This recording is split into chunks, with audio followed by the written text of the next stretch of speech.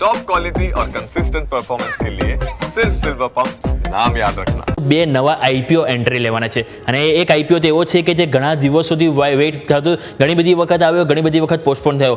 નામ છે HDB financial IPO. આપણા સૌ કોઈને ખ્યાલ છે કે હવે એચડીએફસી બેંક કે જે પેરેન્ટ કંપની છે એનો અહીંયાથી એનબીએફસીનો સૌથી મોટો આઈપીઓ લઈને આવે છે એચડીબી ફાઇનાન્શિયલ. હવે કંપની શું કરી રહી છે, સૌથી પહેલાં કંપનીની પ્રોફાઇલ સમજવાનો પ્રયત્ન કરીએ.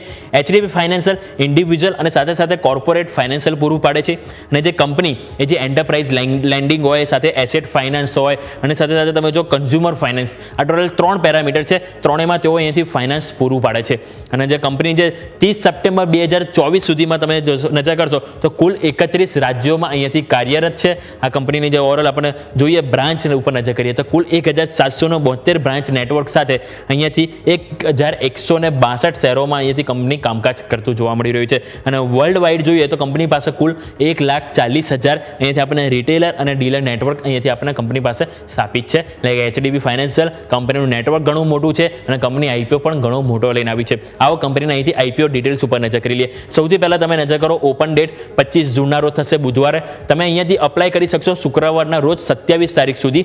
એલોટમેન્ટ તમને નેક્સ્ટ વીક મળશે એના, જે અહીંયાથી સોમવારના રોજ 30 તારીખે, અને લિસ્ટિંગ આપણને આ બુધવાર ઓપન થશે ને એના પછીના બુધવાર આપણને લિસ્ટ થતો જોવા મળશે માર્કેટમાં. હવે તમે નજર કરો, કંપનીની ફેસ વેલ્યુ 10 રૂપિયા છે. એટલે કે કંપનીની સ્ટોક એક પણ વખત સ્પ્લિટ નથી થયો. અહીંયા ઇસ્યુ પ્રાઇસ જુઓ 700 થી 740, એટલે કે કટ ઓફ પ્રાઇસ તમારી આવશે 740 રૂપિયા. લોટ સાઇઝ નજર કરો તો 40 શેર અહીંયાથી એક રિટેલ એપ્લિકેશનમાં મિનિમમ સમાવેશ છે. ટોટલ ઇસ્યુ સાઇઝ 12,500 કરોડ છે.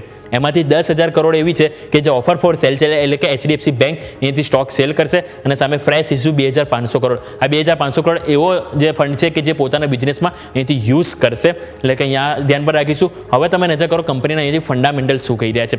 કંપનીના ફંડામેન્ટલ આપણે નજર કરો તો સૌથી પહેલાં કંપનીની એસેટ જે ઓલરેડી તમે 31 માર્ચ 2023માં નજર કરો 70,000 કરોડ હતી, જે વધીને 1,08,663 કરોડ થઈ. કંપનીની એસેટ વધી છે.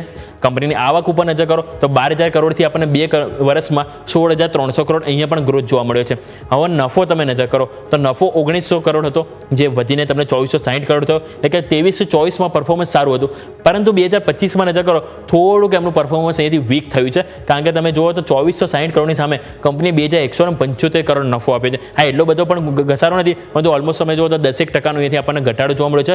કંપનીનું અહીંયાથી જે ટોપ લાઇન સારું છે રેવન્યુ, પરંતુ બોટમ લાઇન જે કહીએ નફો પેટ, કે જેમાં આપણને થોડુંક 10%નો ઘસારો છે. બોરોવિંગ નજર કરો, કંપની પાસે 54,000 કરોડની હતી, જે અહીંયાથી વધીને 87,000 કરોડની કંપનીની બોરોવિંગ થઈ છે. એટલે કે દેવું વધ્યું છે, સામે કંપની આવક પણ કરી છે, એસેટ વધી છે, નો ડાઉટ. પરફોર્મન્સ પણ સારું છે, પરંતુ થોડીક કમજોરી જોવા મળી એ છે આ વર્ષના જે પરફોર્મન્સ છે એમાં જોવા મળી. પરંતુ આપણા સૌ કોઈને ખ્યાલ છે કે એચડીએફસી બેંક જે મોટી બેંક છે એની જ કંપની છે એચડીબી ફાઇનાન્શિયલ. કંપનીનું નેટવર્ક ઘણું બધું મોટું છે અને કંપની ફિઝિટલ કામ કરે છે. ફિઝિટલ એટલે કે ફિઝિકલ અને ડિજિટલ બંને તેઓ સેલ્સ અહીંયાથી કરે છે. એટલે કે કંપનીનું નેટવર્ક ઘણું મોટું છે અને નામ પણ મોટું છે. એટલે સ્વાભાવિક છે કે આપણને અહીંયાથી રિસ્પોન્સ પણ સારો એવો જોવા મળી શકે છે.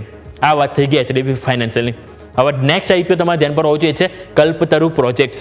કલ્પતરુ પ્રોજેક્ટ્સ અહીંયા જે નવો તમારા માટે આવ્યો છે, સૌથી પહેલાં કંપનીની પ્રોફાઇલ નજર કરો. કંપનીની શરૂઆત 1988માં કરવામાં આવી હતી. કંપની શું કામકાજ કરે છે તો કંપની રેસિડેન્શિયલ અને સાથે સાથે કોમર્શિયલ પ્રોપર્ટી સહિત રિટેલ સ્પેસ અને ઇન્ટિગ્રેટેડ ટાઉનશીપ અહીંયાથી કંપની બનાવે છે. અને કંપનીની જો વાત કરીએ સ્પેસિફિક સિટી તો અહીંયાથી મુંબઈ, થાણે, પાનવેલ, પુણે, હૈદરાબાદ, ઇન્દોર, બેંગ્લોર અને જોધપુરમાં અહીંયાથી કંપની કામ કરે છે. અને કંપની જે કલ્પતરુ ગ્રુપ, આપણા સૌ કોઈ નામ ખબર છે, કલ્પતરુ ગ્રુપની જ આ એક કંપની છે કલ્પતરુ લિમિટેડ. અને કંપની પાસે કુલ 40 પ્રોજેક્ટ અત્યારે ઓલરેડી ઓનગોઈંગ ચાલુ છે. અને અત્યાર સુધીમાં 31 માર્ચ 2024 સુધીમાં કુલ 70 પ્રોજેક્ટ ઉપર કંપની કામકાજ કરી ચૂકી છે, કે 70 પ્રોજેક્ટ કંપની અહીંથી પૂરા કર્યા છે. એટલે કે કલ્પતરુ નામ પણ અહીંયા પણ મોટું છે. હવે અહીંયા કંપનીની ડિટેલ્સ આવો નજર કરી લઈએ. કંપની અહીંયાથી કઈ રીતે આઈપીઓ પ્રાઇસ શું છે દરેક ઉપર નજર કરી લઈએ. ઓપન ડેટ 24 જૂન છે, આ ભલે કે મંગળવાર. બુધવારે આપણને એચડીબી ફાઇનાન્શિયલ એક દિવસ પહેલાં તમને અહીંથી ઓપન થશે કલ્પતરુ પ્રોજેક્ટ. ક્લોઝિંગ ડેટ તમને ગુરુવારના રોજ 26 તારીખે થશે. એલોટમેન્ટ ફ્રાઇડેના રોજ અહીંયાથી જોવા મળશે 27, એટલે કે ફ્રાઇડે સેટરડે તમને આવી શકે છે. લિસ્ટિંગ ડેટ ટ્યુઝડે, એટલે કે આ મંગળવાર ઓપન થશે અને એના પછીના મંગળવાર તમને લિસ્ટિંગ થતું જોવા મળશે, એટલે કે 1 જુલાઈના રોજ. હવે આવો નજર કરીએ કંપનીને અહીંથી ફેસ વેલ્યુ પ્રાઇસ બેન્ડ શું જોવા મળી રહ્યું છે. કંપનીનું ફેસ વેલ્યુ જોશો અહીંયા પણ 10 છે, એટલે કે અહીંયા પણ સ્ટોક સ્પ્લિટ નથી થયો. ઇસ્યુ પ્રાઇસ નજર કરો 387 થી 414 જોવા મળી મળી રહી છે. એટલે કે કટ ઓફ પ્રાઇસ 414 રહેશે. એક લોટ મિનિમમ રિટેલ એપ્લિકેશનમાં 36 શેરનો સમાવેશ. Total issue size 1590 crore. એમાં પૂરેપૂરી ફ્રેશ વેલ્યુ છે 1590 કરોડ. એટલે કે બધા પૈસા પોતાના અહીંયાથી નવા બિઝનેસમાં ડેવલપમેન્ટ માટે અહીંયાથી કરતું જોવા મળશે. અને અમુક તેમનું જે લોન રીપેમેન્ટ છે, ડેપ્ટ છે, એનું ઓછું કરશે. અને બીજું કોર્પોરેટના તેઓ યુઝ માટે અહીંથી ઉપયોગ કરવાના છે. એટલે કે આ આપણે ઓરલ બેઝિક ડિટેલ્સ છે. કંપનીના ફંડામેન્ટલ શું કહી રહ્યા છે આવો નજર કરીએ. સૌથી પહેલાં એસેટ નજર કરો. 13,410 કરોડ હતી, જે વધીને 15,562 કરોડ થઈ. એટલે કે ચલો એસેટ વધી. આવક સામે જોઈએ કે કંપની એસેટનો વપરાશ કર્યો તો આવક જનરેટ કરી છે કે નહીં. 1,248 કરોડ હતી, જે વધીને 1,600, એટલે કે ઓલમોસ્ટ 1700 કરોડ કંપનીને આવી. એટલે કે આવક કંપનીની સારી એવી વધી છે. તમે જુઓ તો 2022થી લઈને 31 ડિસેમ્બર 2024 સુધીના જે ડેટા છે, એટલે સ્વાભાવિક છે કે હજી એક વર્ષ પહેલાંનો તમારો ડેટા છે. EBITDA તમે નજર કરો તો અહીંયાથી -35 કરોડ જે લોસ હતો, જે તમને 2023માં વધી હતી, હવે માર્ચ 24માં જુઓ તો એ પણ તમને વધી હતી, રાઈટ. પરંતુ સારી વસ્તુ એ છે કે આ 2024માં 31 ડિસેમ્બર 2024માં કંપનીએ સારું કમબેક કર્યું અને કંપની ખોટમાંથી નફામાં આવી હતી. તમે નજર કરો તો જે લોસ હતો 116 કરોડનો, એની સામે કંપનીએ 5 કરોડની અહીંથી નફો કર્યો હતો. EBITDA જુઓ તે પણ તમને પોઝિટિવ થતા જોવા મળે. 101 કરોડ કંપનીને EBITDA, એટલે earning before interest and tax, એ પણ તમને સારું પોઝિટિવ હોય. હવે બોરોવિંગ કંપનીએ કેટલું કર્યું છે? 10,365 કરોડ હતો, એની સામે 11,056 કરોડ. એટલે કે કંપનીએ બોરોવિંગમાં ના બરાબર જ કહી શકાય કે વધારો થયો છે. કે કંપનીનું દેવું નથી વધ્યું. સામે જુઓ તો કંપનીની આવક સારી વધી છે.